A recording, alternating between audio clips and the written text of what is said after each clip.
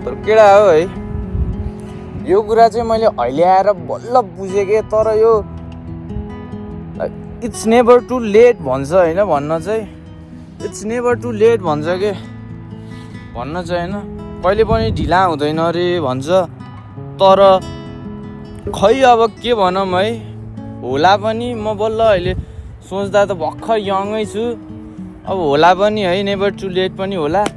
तर के हो भन्दा चाहिँ मैले भर्खर आजकल बुझेको चाहिँ लाइक अब मभन्दा जुनियरहरूले हेरिरहेको छ भने चाहिँ सुन है केटा, लाइक लाइफलाई चाहिँ होइन आफ्नो तरिकाले बाँच्न दिनुपर्छ के।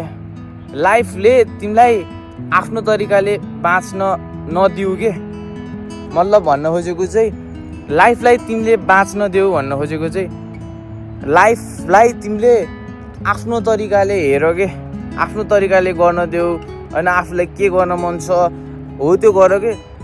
यहाँ मान्छेहरू लाइक मरेको माछा जस्तो के, समुद्रमा मरेको माछा जस्तो तैरिरहेको छ के होइन, त्यस्तो नभऊ के। त्यो भनेको चाहिँ लाइफले तिमीलाई बाँचाएको हो कि। अब न केही छ न केही छ, न एम छ न के छ, त्यसरी बाँचेर काम छैन केटा। हेर मैले त त्यस्तो लागिसक्यो अहिले है। अब के यार, लाइफलाई त अलि आफूले सोचे जस्तो इन्ट्रेस्टिङ तरिकाले बाँचौँ न जस्तो लाग्छ मलाई। अब कसैलाई मोटिभेट त्यस्तो गरेको होइन, केही गरेको होइन खासमा, यो मैले जस्ट मेरो थट प्रोसेस मात्र राखेको हो। अब त्यही हो, आफ्नो माइन्डसेटलाई चेन्ज हान है, सकेसम्म माइन्डसेटलाई पनि चेन्ज हान अनि आफ्नो फिजिकलाई पनि चेन्ज हान। अब भन्न त भन्छ अब बुकहरू नि पढ यस्तो यस्तो भन्छ, तर पढ्नुभन्दा बढी भोग केटा हो। लाइफलाई पढ्नुभन्दा धेरै भोग्नुपर्छ जस्तो लाग्छ मलाई चाहिँ।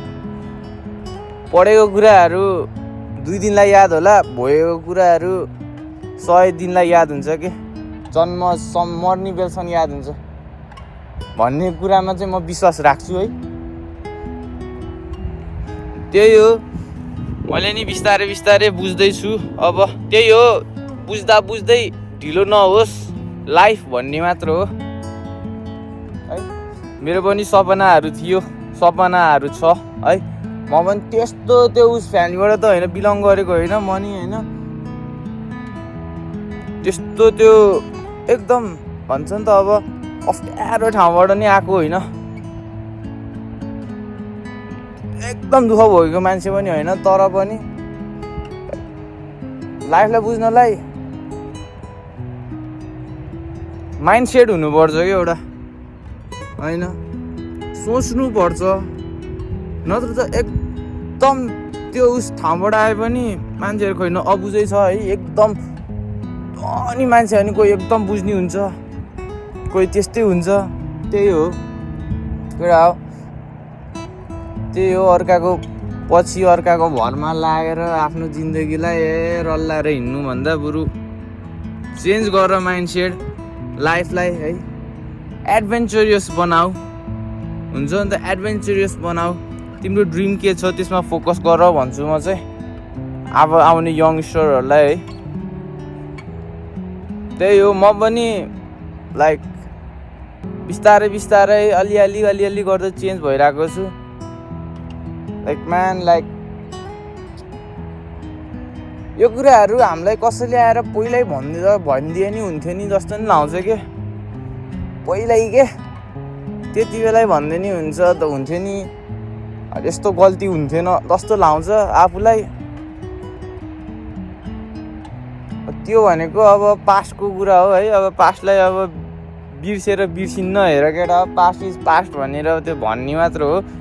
पास्टलाई बिर्साउन पनि सक्दैन, पास्टलाई सुतार्न पनि सक्दैन, तर त्यही हो फ्युचरलाई चाहिँ चेन्ज गर्न सकिन्छ भन्ने चाहिँ हो।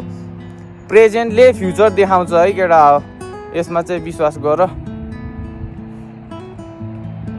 त्यही हो, अब म पनि यति भन्दै अब राख्छु, just to let you know है।